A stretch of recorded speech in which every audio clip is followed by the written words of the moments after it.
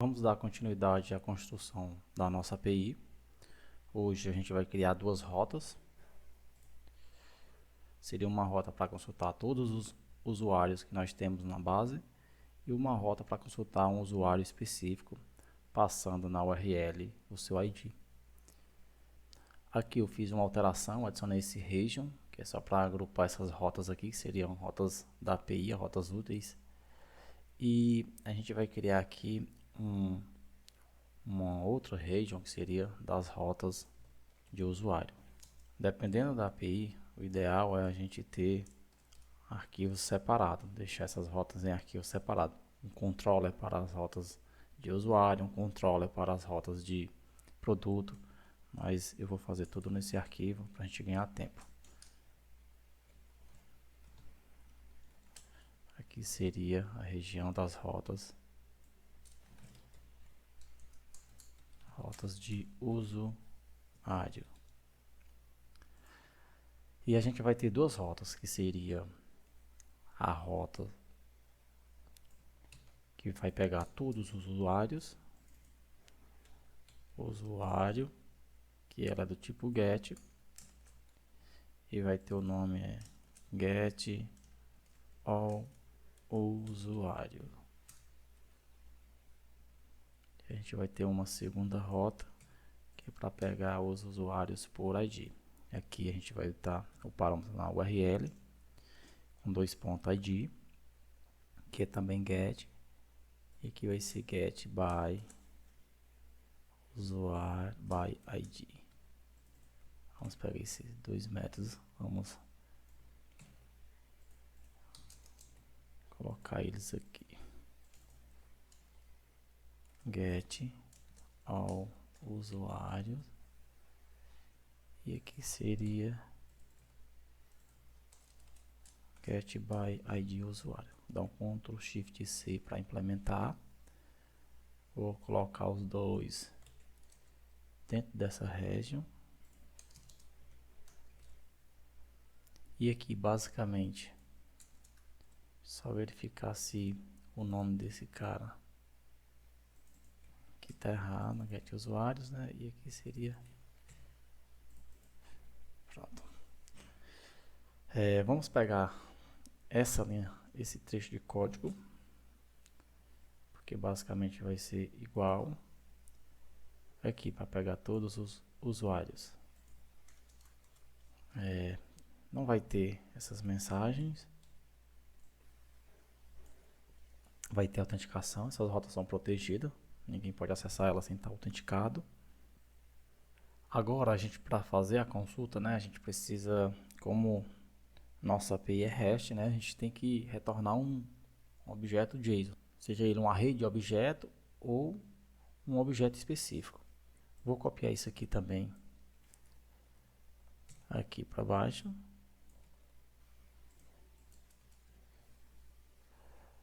Nesse caso ele vai ser um tJSON array.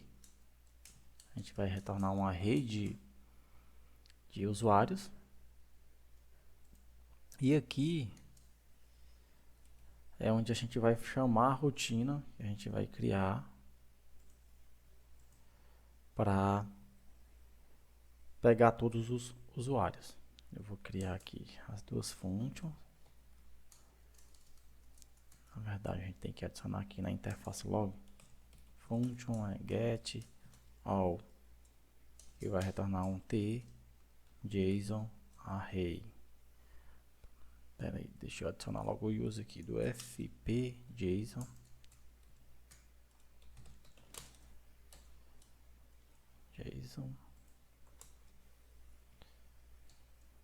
JSON array.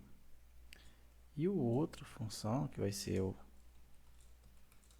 get by ID, ela recebe um parâmetro, vai ser o ID do tipo integer e vai retornar um tJSON.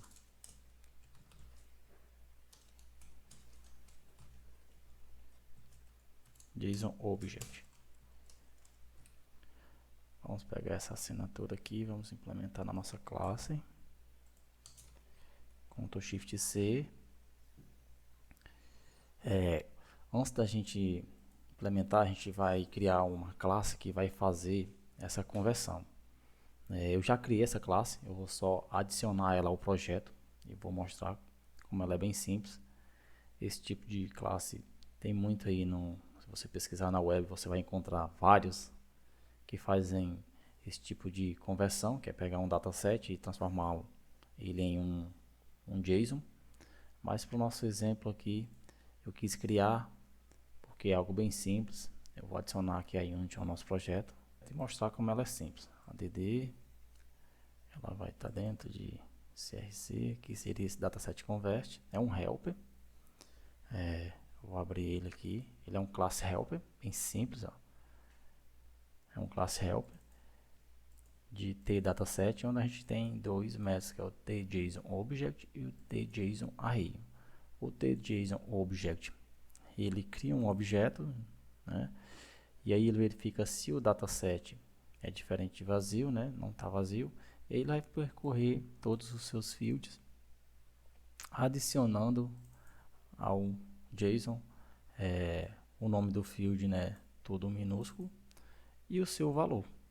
Aqui eu testo, né, o tipo mais comum dos datasets, né? Quando for em string, ele vai adicionar aqui o as string. Quando for inteiro, small int, vai adicionar o valor como as integer, e assim por diante. E o tJSONArray, simplesmente ele faz um loop no nosso dataset, chamando o nosso tJSONObject, adicionando aqui no array. É uma classe bem simples, os dois métodos estão aí para vocês estudarem e melhorar.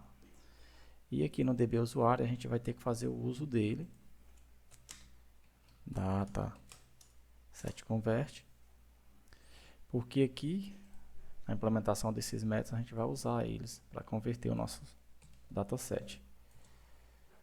Basicamente eu dei um Ctrl C aqui. Esse daqui, como é o get all, é só um select asterisco from.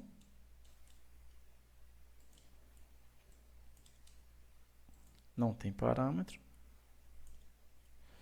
E aqui a gente vai retornar o nosso dataset convertido, né, para um toJSONArray. Vou dar um Ctrl C aqui, que vai ter parâmetro no de baixo, Ctrl C. Vamos colar aqui, Ctrl V. Aqui vai ter um parâmetro, que vai ser o ID. Vou colocar tudo numa linha só para a gente diminuir o nosso método. Aqui tira esse upper, vai ser ID, que é o campo do nosso campo-chave da nossa tabela. ID, e aqui é o parâmetro, 2 pontos. Vou tirar essa linha. O parâmetro é ID e o tipo dele é as integer. E aqui é a ID, que é a mesma coisa. A gente vai pegar o nosso dataset e converter, nesse caso aqui, para um objeto JSON, não é um array. Tá feito dois métodos. Eu acho que agora é só a gente ir aqui na rota de get usuário, né? A gente pode chamar o método que vai retornar. Deixa eu só copiar aqui do post login. Aliás, deixa eu copiar aqui do... É isso aqui que eu quero copiar. Então, Ctrl C. Vamos vir aqui para a rota. Bem aqui. Aqui ele vai receber new. E aqui, após ser autenticado, que essa rota é protegida, ele vai receber o valor.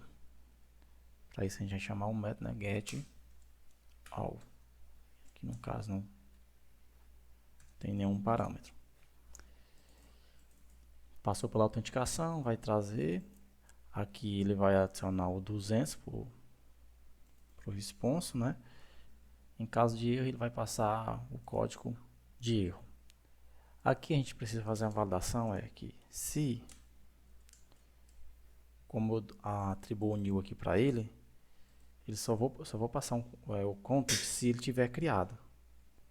No caso aqui a gente vai passar assigned. Se tiver criado, né, a gente vai passar conteúdo para ele. Qual é o caso que ele não vai estar criado? Quando ele não tiver autorizado, a gente vai testar isso. Vamos fazer aqui no caso do get by ID usuário. A gente vai fazer do mesmo jeito. Esse cara aqui vai receber new. O response vai receber isso daqui. Só que aqui é o get by ID. Como é que a gente pega o ID que a gente vai passar na URL? No caso, a gente vai passar, vou usar aqui a rota de login de exemplo, a gente vai passar /5, /100. E aí a gente tem que capturar esse valor aqui, ó. Para capturar esse valor é bem simples. A gente só precisa acessar aqui o request. Vamos pegar aqui o router params, um parâmetro da URL. E aqui vamos dar um nome, que esse nome aqui é justamente o nome que a gente colocou aqui, ó. Sem os dois pontos, é só ID. Pronto, dessa forma a gente captura lá o valor que vai ser passado. Só para garantir que o cara passe um valor lá diferente de um inteiro, a gente vai fazer um tratamento aqui, que seria um str, converter o valor para um inteiro válido. Str to int def. E aqui o valor default, no caso de erro na conversão, vai ser 0. Pronto. Se ele conseguiu, se ele foi no banco e realmente achou esse usuário com a ID que foi passado, o status code vai ser 200. Mas se por acaso ele foi no banco, né? If, vamos testar se realmente ele achou o usuário. Se por acaso ele foi no banco e esse cara aqui, o count dele foi igual a 0,